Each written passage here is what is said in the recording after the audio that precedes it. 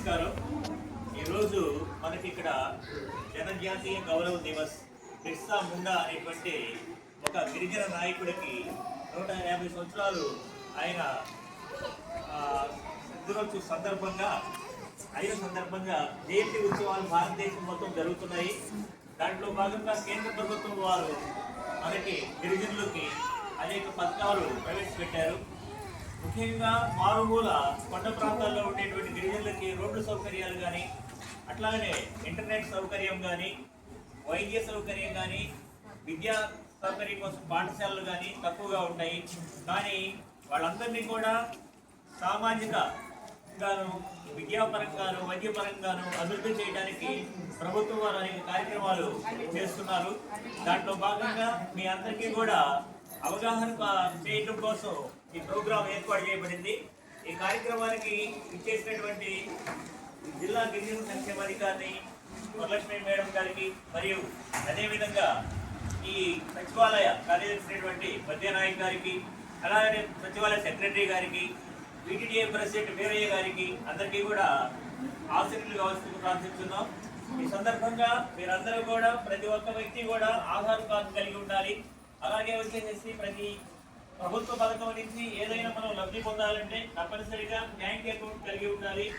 అలాగనే వచ్చేసి కొంతమందికి ప్రభుత్వం వారు పట్టా భూములు ఇచ్చారు. ఫారెస్ట్ యాక్ట్ కింద 2005 కంటే పూర్వం వ్యవసాయం చేసుకుంటూ ఉన్నటువంటి గిరిజన రైతులకి పట్టాలు ఇచ్చారు. ఆ పట్టాలు ఇచ్చినటువంటి రైతులకి వాళ్ళు సొంతంగా వ్యవసాయం చేసుకుంటూ ప్రభుత్వం వారు ఈ పథకంలో భాగంగా ధర్తీ ఆబా జనజాతీయ గ్రామ ఉత్కర్ష అభియాన్ డిఏ జుగా అంటారు.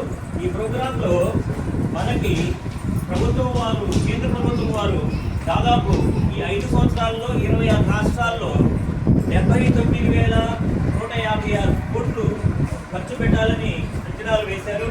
అలాగనే 63,843 గ్రామాల్లో ఈ వసతులన్నీ కల్పించాలని, అందరికీ ఇళ్ళు, అట్లాగే ప్రతి ఇంటికి కరెంటు, అలాగే జాతీయ ఆరోగ్య మిషన్, అందరికీ ఆరోగ్యం కోసం ఆరోగ్యశ్రీ కార్డులు, అలాగే బహుళ పథకాలు, పట్టా ఉన్న వారికి స్థిరమైన వ్యవసాయం చేసుకోవడం కోసం, అలాగే ఆదివాసీ అతిథి గృహాలు, ప్రధానమంత్రి సడక్ యోజన, ప్రతి మారుమూల గ్రామానికి రోడ్లు వేయటం, అటవీ హక్కుల చట్టం, ఎఫ్ఆర్ఏ కేంద్రాల ఏర్పాటు, జాతీయ sickle cell mission, sickle cell మీద అవగాహన కార్యక్రమం.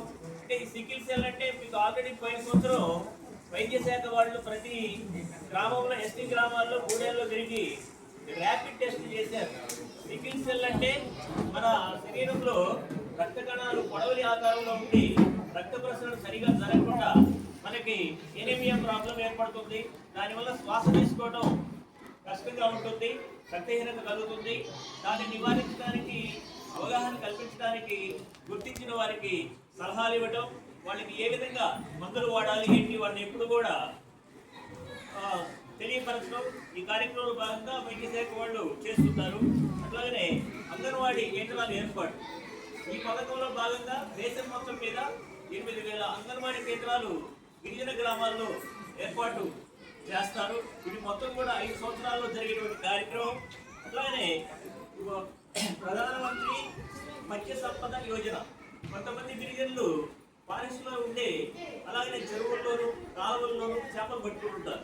చేపలు పట్టుకునే వారికి ఒక సొసైటీలుగా ఏర్పాటు చేసి ప్రతి వ్యక్తికి కూడా 1 లక్ష రూపాయలు ఇచ్చి వాళ్ళకి ఆదుకునే పథకం కూడా దీంట్లో ఉన్నది.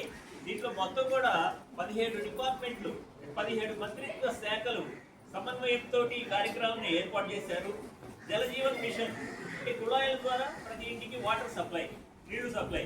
ప్రధానమంత్రి జన ఆరోగ్య యోజన, ఆయుష్మాన్ భారత్, ప్రజలందరికీ ఆరోగ్యం క్రింద మన గిరిజన గ్రామాలు 11,539 గ్రామాల్లో వైద్య సేవలు అందించబడుతున్నాయి.